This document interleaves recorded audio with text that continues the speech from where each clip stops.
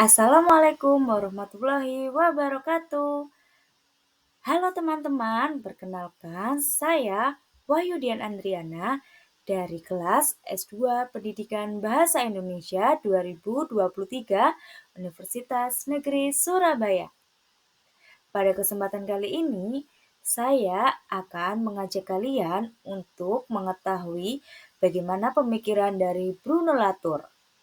Sebelum kita membahas lebih lanjut, kalian perlu mengetahui dulu siapa sih Bruno Latour itu. Jadi, Bruno Latour itu adalah seorang pakar Science and Technology Studies yang lahir pada tahun 1947. Bruno Latour memiliki pemikiran yang berpengaruh terhadap beberapa bidang loh, seperti filsafat, antropologi, sosiologi, dan sastra. Beberapa pengaruh dari pemikiran Bruno Latour terkonsepsi dalam beberapa buku yang ditulis olehnya. Yang pertama ada buku Science in Action yang terbit pada tahun 1987. Buku yang kedua yaitu The Pasteurization of Rains yang terbit pada tahun 1988. Buku yang ketiga yang berjudul Politics of Nature yang terbit pada tahun 2004. Mengenai tiga buku tersebut, kita bahas lebih lanjut ya. Buku yang pertama ada Science in Action. Dalam buku tersebut terdapat 3 poin utama. Yang pertama, peran aktor jaringan yang menggambarkan bagaimana ilmu pengetahuan dan teknologi dikembangkan melalui jaringan aktor, baik manusia maupun non-manusia, seperti peralatan dan teknologi. Poin yang kedua yaitu proses ilmu pengetahuan sebagai tindakan, yang menggambarkan bagaimana ilmu pengetahuan dibuat melalui praktik sehari-hari, seperti berfokus pada proses kerja, bukan hanya sebatas hasil kerja. Dan poin yang ketiga yaitu kontroversi ilmiah, yang menggambarkan bahwa debat dan perselisihan merupakan bagian integral dari proses ilmiah melalui negosiasi dan mediasi. Setelah itu, pengetahuan baru dibentuk dan dikonsolidasikan. Buku yang kedua berjudul The Pasteurization of Rains yang terbit pada tahun 1988. Dalam buku tersebut terdapat 3 poin utama. Yang pertama, kemenangan Pasteur sebagai kemenangan jaringan, yang artinya dalam kemenangan tersebut, Pasteur berhasil membangun jaringan efektif antara manusia maupun non-manusia. Yang kedua, sains sebagai proses negosiasi. Artinya, ilmu pengetahuan merupakan hasil dari negosiasi dan mediasi. Pasteur tidak hanya melakukan eksperimen secara ilmiah, tetapi juga berhasil meyakinkan orang lain tentang pentingnya dan kebenaran temuannya. Dan poin yang ketiga yaitu agensi mikroorganisme. Latour menekankan bagaimana Pasteur memberikan peran penting kepada mikroorganisme dalam praktik ilmiah dan masyarakat. Buku yang ketiga yang berjudul Politics of Nature yang terbit pada tahun 2004. Dalam buku tersebut terdapat 3 poin utama. Yang pertama, kritik terhadap pemisahan alam dan masyarakat. Hal itu merupakan sebuah pandangan tradisional yang memisahkan alam dari masyarakat dalam diskusi politik. Latour berpendapat bahwa pandangan tersebut tidaklah produktif karena menghalangi pemahaman dan pengelolaan isu lingkungan secara efektif. Poin yang kedua yaitu pengantar ke parlemen benda adalah sebuah model baru dalam demokrasi yang bertujuan untuk memberikan suara sehingga dapat mengakui mereka sebagai aktan yang memiliki kepentingan. Dan poin yang ketiga yaitu perubahan peran ilmu pengetahuan.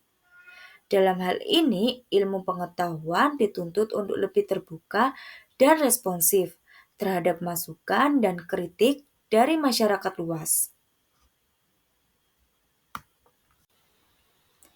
Pemikiran Bruno Latour tidak hanya terkonsepsi dalam 3 buku sebelumnya loh, tetapi juga terkonsepsi dalam 3 buku lainnya, seperti buku Making Things Public yang terbit pada tahun 2005. Kemudian ada buku Inquiry into Modes of Existence yang terbit pada tahun 2013, dan yang terakhir ada buku Vejingaya yang terbit pada tahun 2017. Buku selanjutnya ada Making Things Public yang terbit pada tahun 2005. Dalam buku tersebut terdapat 3 konsep utama. Yang pertama, perluasan konsep perwakilan politik, yang artinya perwakilan politik tidak hanya melibatkan manusia, tetapi juga melibatkan benda-benda, teknologi, dan entitas non-manusia. Poin yang kedua yaitu benda sebagai mediator. Jadi, benda memiliki peran aktif dalam mengatur hubungan sosial dan politik. Dan konsep yang ketiga yaitu pentingnya desain, yang artinya desain dianggap sebagai sarana untuk memfasilitasi dialog antara manusia dan non-manusia. Buku selanjutnya yang berjudul An Inquiry into Modes of Existence yang terbit pada tahun 2013. Dalam buku tersebut terdapat 4 poin utama. Yang pertama, pengenalan berbagai modus eksistensi, seperti hukum, agama, teknologi, dan ilmu pengetahuan, yang dimana setiap modus tersebut memiliki kriteria keberhasilan dan tidak dapat direduksi satu sama lain. Poin yang kedua yaitu kritik terhadap dualisme modern, yang dimana Latour berpendapat bahwa pemisahan tersebut membatasi pemahaman seseorang mengenai dunia dan mengabaikan cara-cara entitas dalam berinteraksi secara lebih kompleks. Poin yang ketiga yaitu diplomasi ontologis, yang artinya yaitu upaya untuk menciptakan ruang di mana perbedaan ontologis bisa diakui dan dihargai, bukan dihapus dan dihindari. Dan poin yang keempat yaitu kritik terhadap kritik, yang artinya yaitu suatu pendekatan yang lebih konstruktif dan afirmatif, yang dimana mencoba untuk memahami bagaimana modus eksistensi berfungsi dan memberikan makna. Buku yang selanjutnya yaitu Vejingaya yang terbit pada tahun 2017. Dalam buku tersebut terdapat 4 poin utama. Yang pertama, krisis iklim sebagai tantangan epistemologis, yang artinya krisis iklim tidak hanya dilihat sebagai tantangan lingkungan, tetapi juga sebagai tantangan epistemologis yang patut dipertanyakan mengenai bagaimana cara kita menghasilkan dan memvalidasi pengetahuan tentang dunia. Poin yang kedua yaitu perluasan konsep gaya, yang mencakup interaksi sosial, politik, dan teknologi. Poin yang ketiga yaitu gaya sebagai aktor politik, yang artinya gaya memiliki tanggung jawab terhadap agensinya sendiri dalam politik. Dan poin yang terakhir yaitu membangun solidaritas baru, baik antara manusia dan non-manusia, serta antara berbagai kelompok manusia. Nah, setelah kita mengetahui bagaimana pemikiran Bruno Latour, saatnya kita beralih untuk membahas mengenai 3 dampak pemikiran Bruno Latour terhadap kajian sastra. Yang pertama, ada non-modernisme dan perluasan ekokritisisme. Non-modernisme artinya perspektif yang muncul dari adanya pengakuan hibriditas antara alam dan budaya.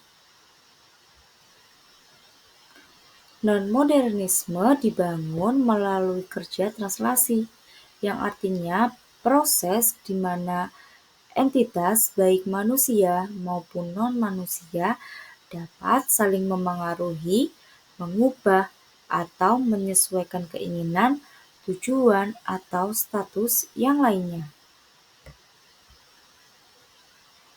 Sementara perluasan maksudnya perluasan ekokritisisme ini artinya representasi alam dalam karya sastra, yang dimana kita diajarkan untuk memeriksa bagaimana alam dan dunia alami dapat diimajinasikan melalui teks-teks sastrawi. Poin yang kedua yaitu teori jaringan aktor dan penguatan naratologi aktansial. Dalam hal ini, Latour mengambil inspirasi dari model aktansial Greimas dalam naratologi, yang dimana Latour membuang asumsi strukturalis yang mendasarinya. Dan poin yang ketiga yaitu palingan pascakritik dan pelampiasan terhadap atas pembacaan paranoid, yang artinya Latour menawarkan sebuah solusi alternatif dalam pembacaan pascakritik, yang dimana menempatkan teks sebagai aktan, yaitu sesuatu yang dapat menciptakan perbedaan pada pembaca dan maknanya.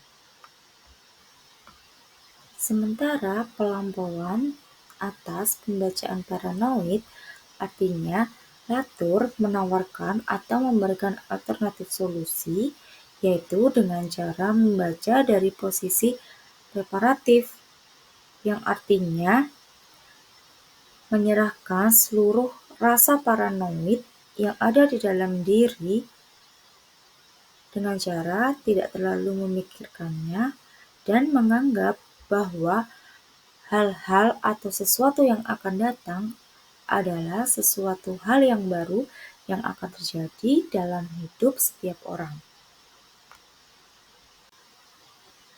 Nah, seperti itulah teman-teman pembahasan mengenai bagaimana pemikiran dan dampak dari pemikiran Bruno Latour terhadap kajian sastra. Sekian dari saya, kurang lebihnya mohon maaf, dan sampai jumpa pada pembahasan selanjutnya. Wassalamualaikum warahmatullahi wabarakatuh.